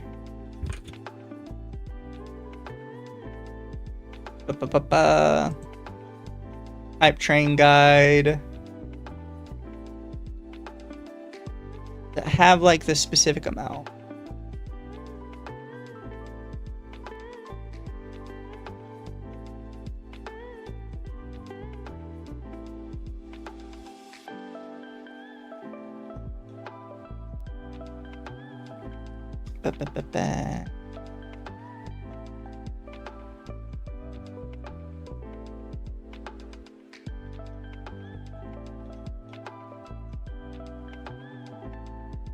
You know, she got like a big hype train. I don't see the exact amount on here. Thought she only got on Discord. So you can get your channel on Twitch is always active even if you're not streaming. So Cinder, the entire time she has been gone, has regularly been getting hype trains. Like, even though she hasn't even been active on the internet at all, she was still getting Twitch hype trains because your Twitch is technically always active. So a bunch of people have came back for her birthday and got her like a level 32 hype train, which is huge. It's a lot. For comparison, I think one of the biggest hype trains Shy Lily has ever gotten was level 40. So that kind of puts into perspective of how high she got, even though she wasn't even, you know, streaming. So she did that. Nanolus locks down her document after she does it, and Spite deletes her document outright. I don't know if it means anything. What's the max? There isn't a max. When you can get to 100, and 100 is the max where your chat gets rewards for getting you there. But then after 100, it's just more numbers. You don't get any extra rewards. Twitch doesn't caps it. So some people are thinking that what might have happened is they might have just expected her to leave. And now that there is signs that she might not have just left, they're gonna freak out. Because if she's actually going to come back, they might have to actually answer questions. Maybe they thought it's just time to move on. Oh, hell no. If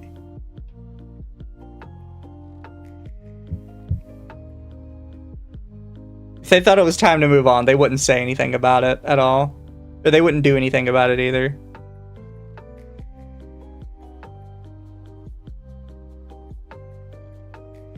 I am excited to see what happens. I want to see her come back and drop like a huge exposed document on people. Because I think she's got something in there. There's definitely a lot more going on. I just want to see it. That reminds me. So, Cinder left Mythic Talent Agency a couple months before she got canceled. And a lot of people are still with Mythic, including Shy Lily. Somebody recently left Mythic. A bigger VTuber that was with them. That by itself doesn't mean much. But after they left, they did a stream where people were kind of asking them questions. And obviously somebody asked, you know, why did you leave? And they were basically like, I can't say anything. But I will say keep watching. Because more is going to happen. Everything around these people on the higher up end of the indies is kind of falling apart right now. And I think it's across the board. It seems like there was a whole lot of corruption and a lot of shit going wrong. But because nobody ever talked about it, it's just been slowly building up and getting worse. So we'll see what happens. I believe Tectone has already left Mythic, but that was for different reasons, because Tectone is taking a hiatus. Because apparently his real life is kind of shit right now because of the lawsuit. Or at least that's my understanding. Mythic is having trouble. VShojo exploded. And I maintain that a lot of the girls in VShojo knew that it was a problem. And they just didn't... they didn't want to talk about it. I'm going to keep an eye on it. Something I will point out is... I think it's very interesting that a lot of the big drama tubers have not touched on any of this. They were more than happy to... let me see if I can pull it up really quick for you guys. Because I've said before I don't like Mugen. But as you could say, everything I just brought up, there's a lot there.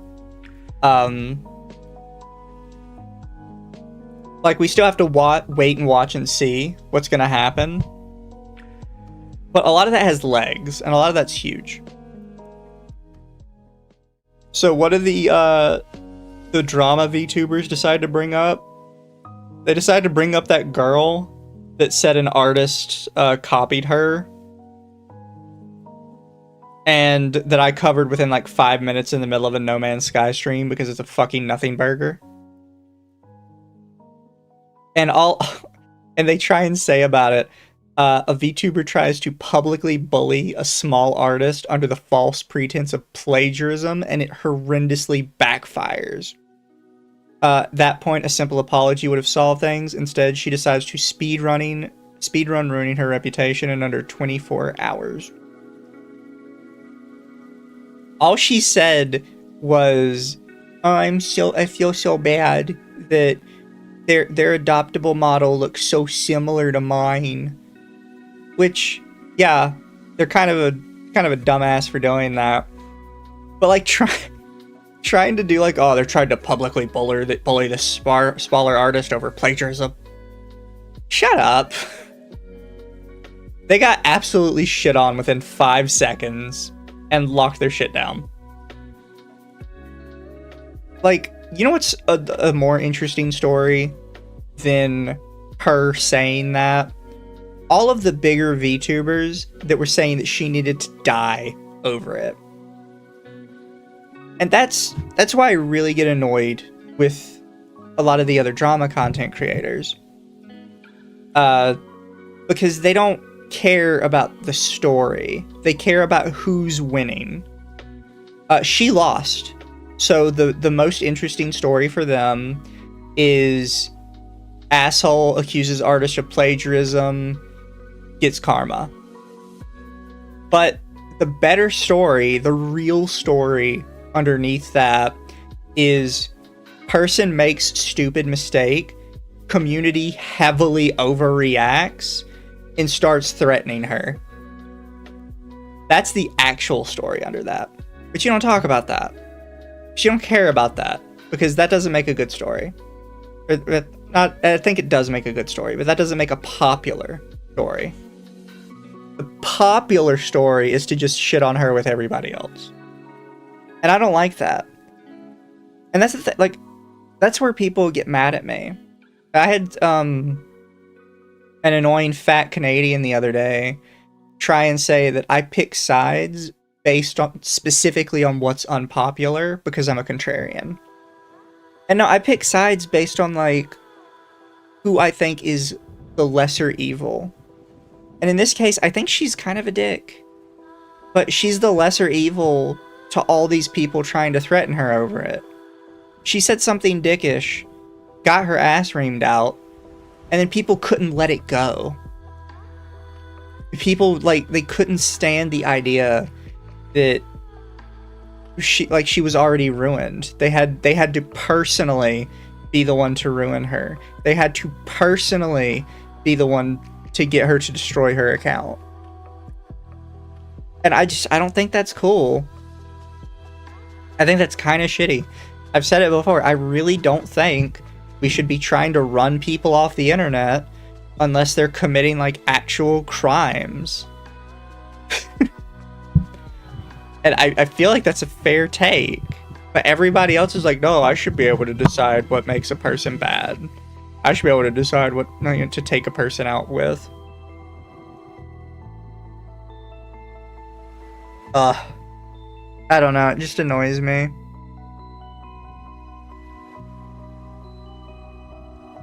And I know, like, some of my stuff will never get the big numbers because I refuse to go along with this shitty clickbait hating on people. But I'm fine with that. I'm fine with being the voice of reason. All that for a drop of a clout, yeah. How long was this fucking video, by the way?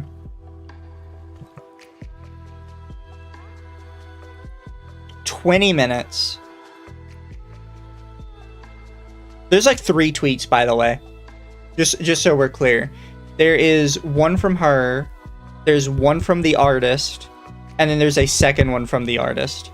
That's it. There's like 3 tweets. 20-minute video. It's so dumb, dude. How do you turn this into a 20-minute story?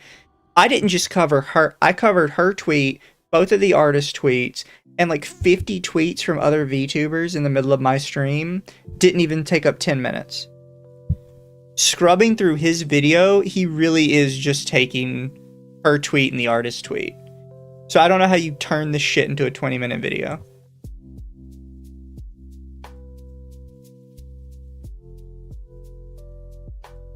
Worse than a Sephora Denora video.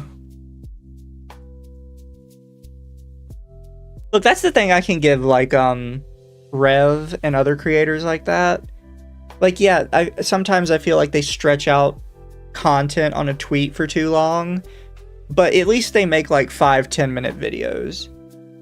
You're making like these 20-minute videos off 2 fucking tweets.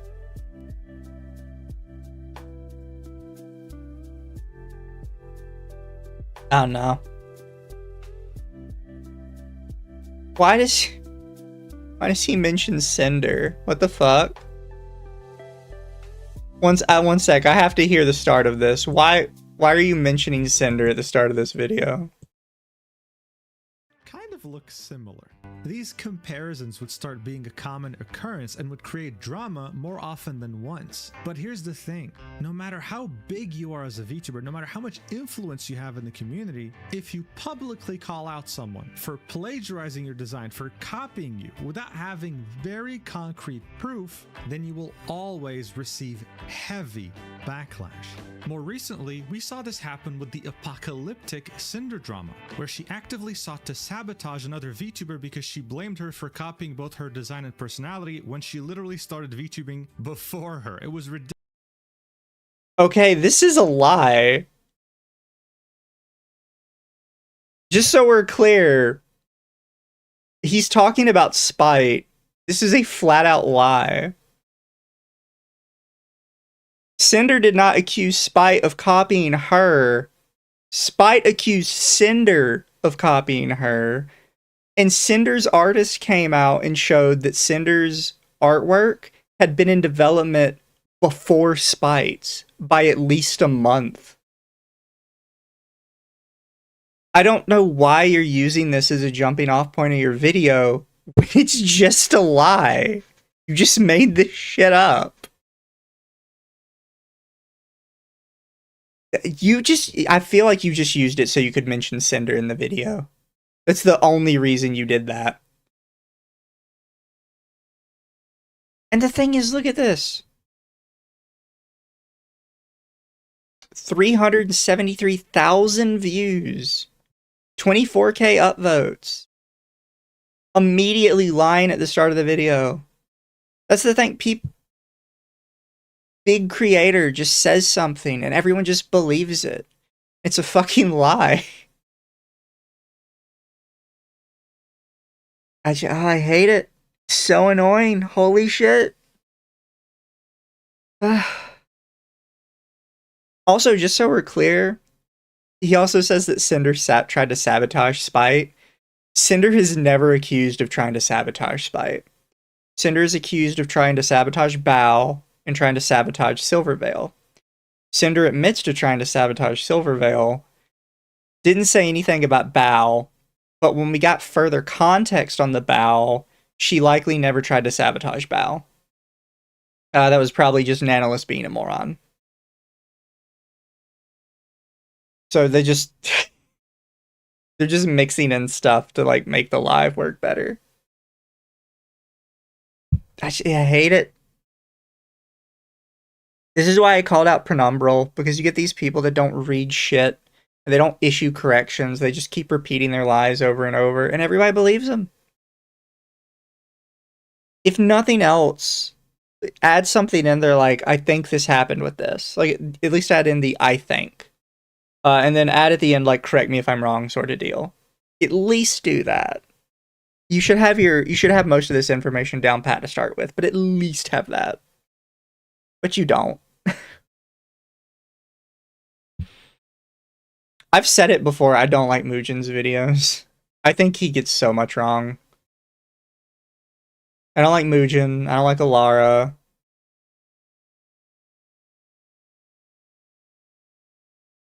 I don't like more Kazahana. He doesn't necessarily get stuff wrong, but he clickbaits the shit out of everything, and it's just lazy. I hate all of these drama tubers. I got Penumbral to quit, which he deserved. Who do you like just for reference? Right now, nobody. I mean, I like Chairman, but I don't think Chairman necessarily does like drama. I mean, he sort of does. It's drama adjacent, but it's a lot more. I don't know. It's more like a presentation, I guess. It's hard to describe what he does, but I like Chairman stuff. Didn't he come back? He quit the weekly stuff. The weekly drama coverage.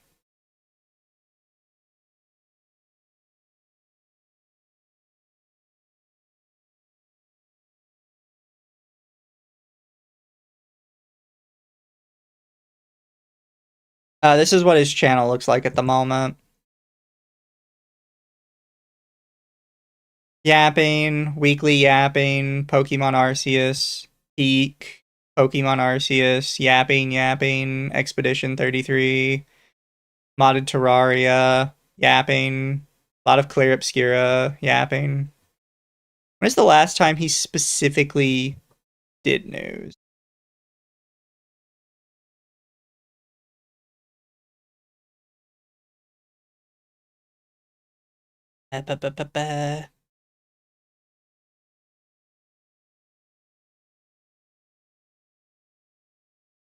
The 6 months ago, these are the ones I criticized him on. This one, this is where I criticized him on, and then it's just not, it doesn't happen again. It's all gaming after that. Yeah, I know he does the shorts. I don't really count the shorts. The shorts are just lazy. Also, I can't tell what dates these were. Here's what. Can you really not tell like what dates shorts were? Here's what happened. I guess 7 days ago on this one. Because that's when he pinned his comment on it. Is there like not a spot to like view a shorts date though? Because it's not on this page either. It's just like the title. The title just. Here's what. Okay, there we go. September 9th.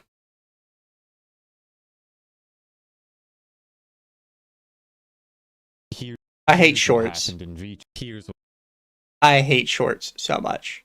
So dumb.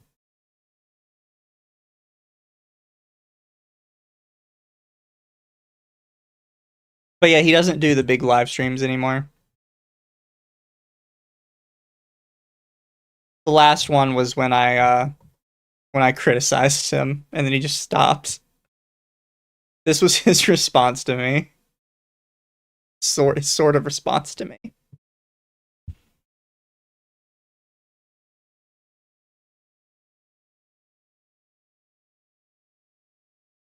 But it was just because like it was so fucking lazy.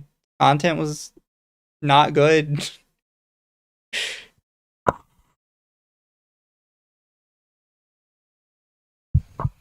I'm honestly surprised like criticized once fucking dies was a real thing for him.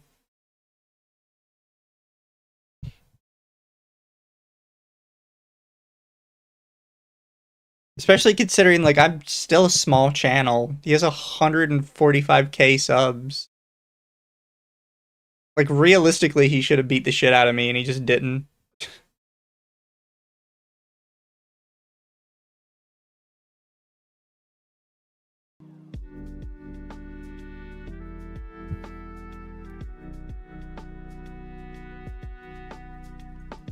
I usually just change the shorts to watch $V equals.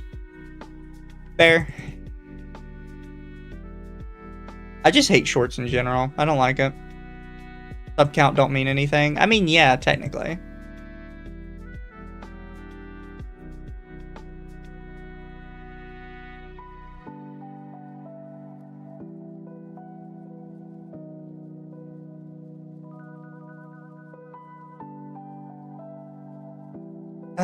But chat.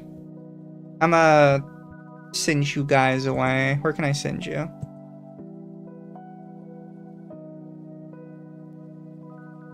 Oh, it's still stuck on the old stream. Go to the new stream. I have to delete the old one still. Which is unfortunate. But whatever.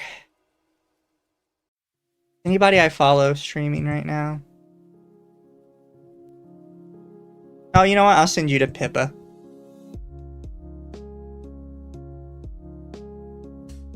Send you to the Bunny Queen. Actually, wait. I do understand that Pippa is popular, but you guys know me. I like to send you to smaller channels if I can. Oh. See if there's any smaller VTubers streaming right now.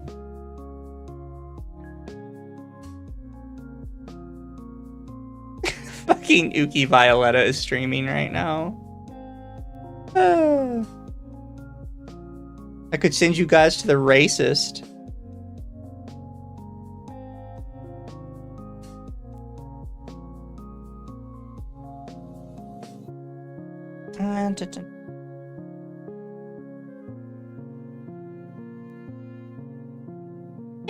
I don't see anybody going on right now. I'll send you guys to Pippa. Pippa's fine. Good night, chat. Don't forget tomorrow is the Lawtism. You guys don't have to show up, but people seem to enjoy the Lawtism streams, so I hope I'll see some of you guys there. It is middle of the day, so I know it's a weird hour for a lot of you. But night, everybody. We'll see you.